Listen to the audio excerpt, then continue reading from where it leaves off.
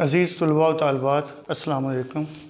आज का लेक्चर जो 5वां लेक्चर है, ये इल्म बयान की पहली किस्म या रुकन तशबीह से मुतल्लक़ है। इल्म बयान जो है ये 4 अरकान पे मुश्तमिल है। इसकी 4 किस्में हैं। पहली तशबीह, दूसरा इस्तारा, फिर मजाज मुरसल और कनाया। हमारे फ़र्स्ट ईयर के निसाब में 2 रुकन जो हैं वो शामिल हैं इल्म बयान के, वो हैं तशबीह और इस्तारा। और आज पहला लेक्चर है इल्म बयान से मुतल्लिक़ और ये तशबीह से मुतल्लिक़ होगा।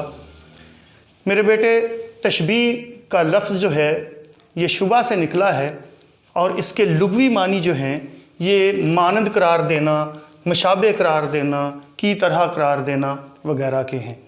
ये इल्म बयान की इब्तदाई सूरत है और इसकी बुनियाद जो है वो हकीकत पर है। यही वजह है कि बाज़ अहले इल्म जो हैं, नाक़दीन जो हैं, इसे इल्म बयान में शामिल भी नहीं करते। ये भी मतला मक्ता रदीफ़ काफ़िया की तरह अरबी ज़ुबान का लफ्ज़ है और इसकी जमा है तशबीहात। इसकी अब तारीफ़ की तरफ आते हैं। मुश्तरक सिफ़त की बुनियाद पर किसी एक चीज़ को किसी दूसरी चीज़ की मानद करार देना, जबकि वो मुश्तरक सिफ़त दूसरी चीज़ यानी मुशब्बा बे में नुमायाँ तौर पर मौजूद हो, ये अमल जो है ये तशबीह कहलाता है। इसको समझने की ज़रूरत है कि कहा गया है कि मुश्तरक सिफ़त, ये बुनियादी बात है। अगर मुश्तरक सिफ़त मौजूद नहीं है तो फिर ये तशबीह का अमल जो है वो सही नहीं होगा। और ये मुश्तरक सिफ़त भी दूसरी चीज़ में यानी मुशब्बा बे में जो है ये हर सूरत नुमायाँ होनी चाहिए। इसको मैं एक मिसाल से वाज़े करता हूँ कि देखें, अगर कहा जाए कि कुएं का पानी शहद की तरह मीठा है, तो आप जानते हैं कि शहद की मिठास जो है ये एक मुसलमा हकीकत है, मानी हुई बात है। इस वजह से इस मिसाल को जो है वो तशबीह के लिए सही करार दिया जाएगा। लेकिन अगर ये कहा जाए कि कुएं का पानी जहर की तरह मीठा है, तो फिर ये बात सही नहीं होगी, क्योंकि जो मुश्तरक सिफ़त है वो मुशब्बा बे यानी दूसरी चीज़ जो है उसमें जो है वो जहर में मिठास नहीं होती और वो कड़वा होता है। और शहद जो है अगर उसको कड़वा करार दिया जाए तो ये बात भी सही नहीं है। इसलिए इस तरह की मिसाल जो है वो कभी तशबीह के लिए सही नहीं करार दी जा सकती। या हम कहें कि असलम शेर की तरह दिलेर है, तो चूँकि शेर की दिलेरी जो है वो एक मुसलमा हकीकत है, इसलिए यह तशबीह जो है वो सही होगी। लेकिन अगर कहा जाए कि असलम गीदड़ की तरह दिलेर है, तो फिर ये मिसाल किसी सूरत भी तशबीह की मिसाल नहीं बनती, क्योंकि गीदड़ की जो बहादुरी है वो मुसलमा हकीकत नहीं है। हाँ, अलबत्ता ये कहा जाए कि असलम गीदड़ की तरह डरपोक है, तो फिर हम कह सकते हैं कि भाई ये मिसाल सही है। अरकान तशबीह की तादाद जो है ये 5 है, अगरचे इसमें भी इख्तलाफ है। और बाज़ लोग जैसे सैयद आबद अली आबद और नजमुल गनी और दूसरे लोग वो कहते हैं जी कि अरकान तशबीह जो हैं ये 4 हैं।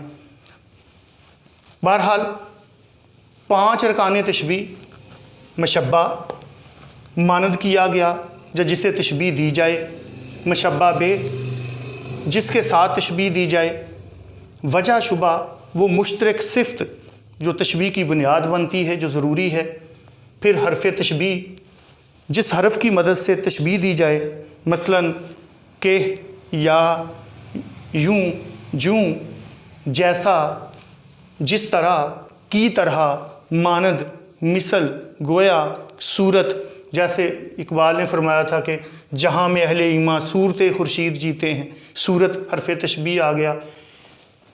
या तुम मेरे पास होते हो गोया, जब कोई दूसरा नहीं होता, मोमिन ने कहा, तो गोया जो है वो हरफ़ तशबीह आ गया। या मैं नीचे चौक आज़म के मशहूर शायर नासिर मलिक का शेर मैंने दर्ज किया था, दस्तकें इतनी ज़्यादा हैं कि डर लगता है, ज़हन गोया किसी मकरूज़ का घर लगता है। तो ये गोया जो है ये हरफ़ तशबीह के तौर पे आया है।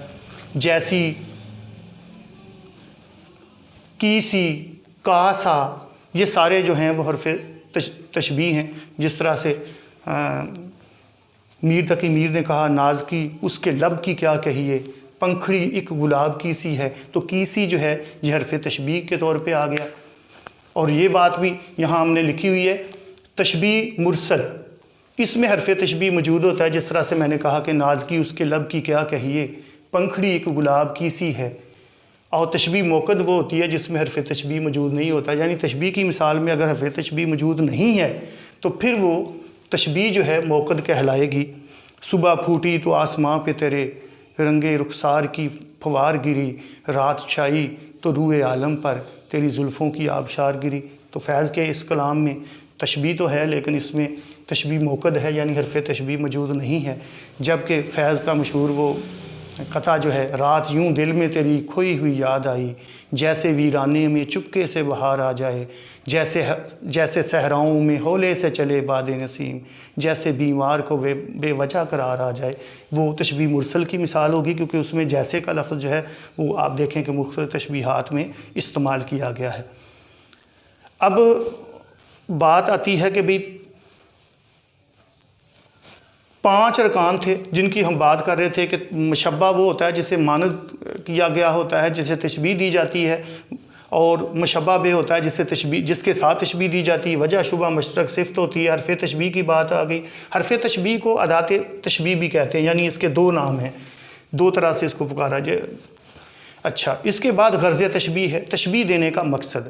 اس کو بعض اوقات ارکان تشبیہ میں شامل نہیں کیا جاتا، اور یہ کبھی بھی جو تشبیہ کی مثال موجود ہوتی ہے اس کے اندر موجود نہیں ہوتا، اس کو تلاش کرنا پڑتا ہے، سوچنا پڑتا ہے کہ اس میں غرض تشبیہ کیا ہے۔ مثلا جب کسی کو کہا جاتا ہے کہ اکرم شیر کی طرح دلیر ہے، تو اس میں غرض تشبیہ یہ ہوتی ہے کہ اکرم کی بہادری کی وضاحت کرنا، واضح کرنا۔ طرفین تشبیہ کیا ہیں یا اطراف تشبیہ کیا ہیں؟ 2 نام ہیں، طرفین تشبیہ، اطراف تشبیہ۔ مشبہ اور مشبہ بے، یہ دونوں مل کر پہلے 2 ارکان جو ہیں تشبیہ کے، وہ جب ان کو کہتے ہیں طرفین تشبیہ، اطراف تشبیہ۔ اور عموماً تشبیہ کی مثال میں ان دونوں کا ہونا جو ہے وہ ضروری خیال کیا جاتا ہے، البتہ کبھی کبھی مشبہ کو ترک بھی کر دیا جاتا ہے۔ تشبیہ کی مثال میں زیادہ سے زیادہ 4 ارکان آ سکتے ہیں: مشبہ، مشبہ بے، وجہ شبہ اور حرف تشبیہ۔ غرض تشبیہ نہیں آتا کسی بھی مثال میں، اور کم سے کم 2 ارکان موجود ہونے جو ہیں یہ ضروری قرار دیے جاتے ہیں، جس میں مشبہ، مشبہ بے زیادہ تر، یا پھر مشبہ بے، وجہ شبہ اور حرف تشبیہ وغیرہ میں سے۔ اب مثال کی طرف آتے ہیں۔ خواجہ میر درد کے کلام سے: زندگی ہے یا کوئی طوفان ہے، ہم تو اس جینے کے ہاتھوں مر چلے۔ اگر آپ اس میں دیکھیں تو زندگی جو ہے یہ مشبہ ہے، اسے طوفان سے تشبیہ دی گئی ہے، تو طوفان جو ہے یہ مشبہ بے قرار پائے گا۔ انسانی زندگی کو طوفان سے تشبیہ دی گئی ہے، اور اس کی وجہ شبہ جو ہے وہ مشکلات بنتی ہیں۔ آپ جانتے ہیں کہ طوفان جب آتے ہیں تو ان کی جو مشکلات آتی ہیں انسانی زندگی میں وہ بڑی مسلمہ حقیقت ہے۔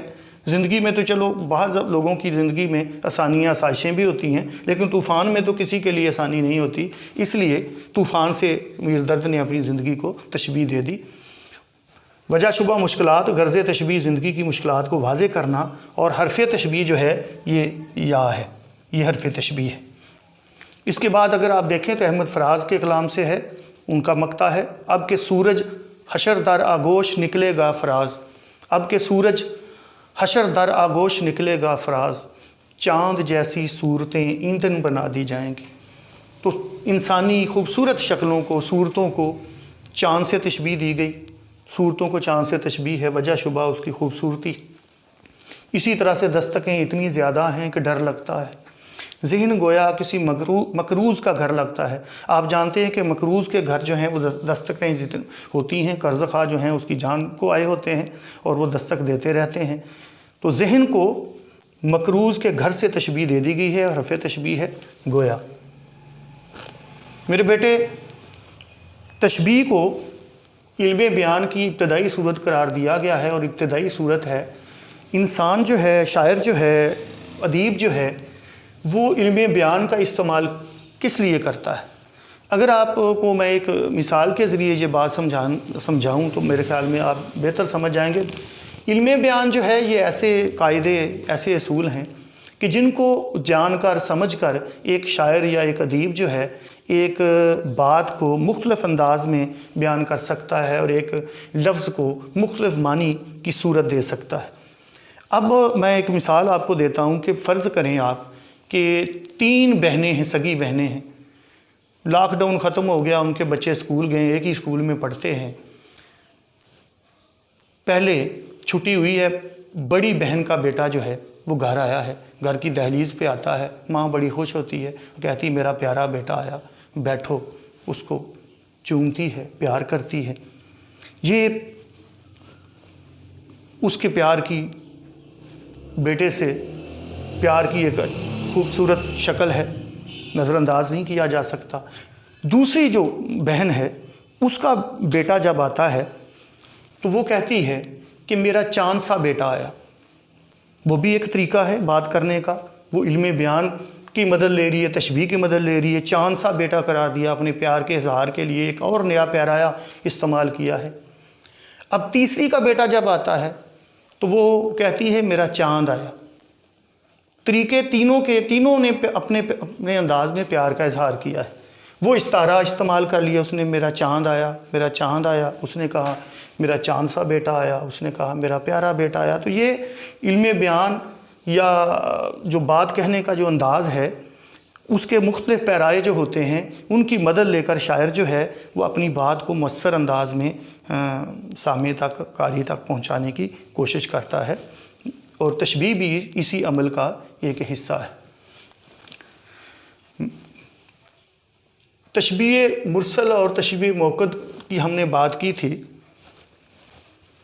تشبیہ مفصل اور تشبیہ مجمل بھی ہوتی ہے۔ مفصل تشبیہ وہ ہوگی کہ جس میں وجہ شبہ جو ہے وہ بڑی آسانی سے سمجھ آ جائے اور سامنے کی بات ہو مفصل، اس میں کوئی پیچیدگی نہ ہو، جیسے ناز کی اس کے لب کی کیا کہی، پنکھڑی ایک گلاب کی سی ہے، ہستی اپنی حباب کی سی ہے، یہ نمائش سراب کی سی ہے۔ یہ والے جو ہیں، کھلنا کم کم کلی نے سیکھا ہے، اس کی آنکھوں کی نیم خوابی سے، یہ مجمل ہے۔ اس کو ہم مفصل نہیں، مجمل کی مثال کہیں گے۔ تو آج کا لیکچر میرے بیٹے تشبیہ سے متعلق تھا، جو علم بیان کی ایک قسم ہے۔ لیکچر نمبر 5 میں میں نے بات کی علم بیان کی پہلی صورت تشبیہ سے متعلق۔ میں نے آپ کو بتایا کہ یہ عربی زبان کا لفظ ہے اور یہ شبہ سے نکلا ہے، مشتق ہے، مانند قرار دینا، مشابہ قرار دینا، کی طرح قرار دینا جو ہے۔ جیسے فراز نے اپنے ایک مقطع میں کہا، اس کی آنکھوں کو کبھی غور سے دیکھا ہے فراز، رونے والوں کی طرح، جاگنے والوں جیسی۔ تو کی طرح، اب کہ ہم بچھڑے تو شاید کبھی خوابوں میں ملیں، جس طرح سوکھے ہوئے پھول کتابوں میں ملے، تو جس طرح، یہ جو سارے شعر میں بول رہا ہوں یہ تشبیہ کے ہی ہیں۔ پھر میں نے بتایا کہ تشبیہ کی جمع جو ہے وہ تشبیہات ہے، اور پھر بات ہوئی کہ تعریف پہ بات ہوئی کہ مشترک صفت کی بنیاد پر کسی ایک چیز کو جب کسی دوسری چیز کی مانند قرار دیا جاتا ہے، اس عمل کو تشبیہ کہا جاتا ہے۔ ارکان تشبیہ 5 ہیں، مشبہ، مشبہ بہ اور وجہ شبہ، اور غرض تشبیہ سے حرف تشبیہ، غرض تشبیہ یہ 5 ہیں۔ غرض تشبیہ کو بعض اوقات شامل نہیں کیا جاتا، اور بعض لوگ جو ہیں وہ اطراف تشبیہ یا طرفین تشبیہ کو ایک رکن قرار دے کے پھر 4 بنا لیتے ہیں۔ حرف تشبیہ جو ہے اس کو ادات تشبیہ بھی کہتے ہیں، اور اردو میں جو حرف تشبیہ مشتمل ہے میں نے ان کی بات کی تھی۔ صورت، گویا، مثل، مانند، کی طرح، کی جیسا، کا سا، کی سی، کے جیسی، کے جیسا، اس طرح کے جو الفاظ ہیں ان کو حروف جو ہیں ان کو جو ہے وہ حروف تشبیہ کہا جاتا ہے۔ ان کے استعمال کے ذریعے جو ہے وہ شاعر تشبیہ کا عمل اپنا مکمل کرتا ہے، لیکن ان کا ہونا ضروری بھی نہیں ہے۔ تشبیہ کے اشعار میں اگر حرف تشبیہ موجود نہیں بھی ہیں تو پھر بھی تشبیہ جو ہے وہ مؤثر قرار پاتی ہے۔ تو آج کا لیکچر میرے بیٹے اختتام پذیر ہوا۔ اللہ تعالیٰ آپ سب کو اپنے حفظ و امان میں رکھے، آپ کے گھر والوں کو حفظ و امان میں رکھے، اور خاص طور پہ دنیا جو کرونا کے عذاب سے گزر رہی ہے، عطاب سے گزر رہی ہے، اللہ تعالیٰ اس عذاب اور عطاب کو ہمارے سروں سے ٹال دے۔ اللہ تعالیٰ آپ کو اپنے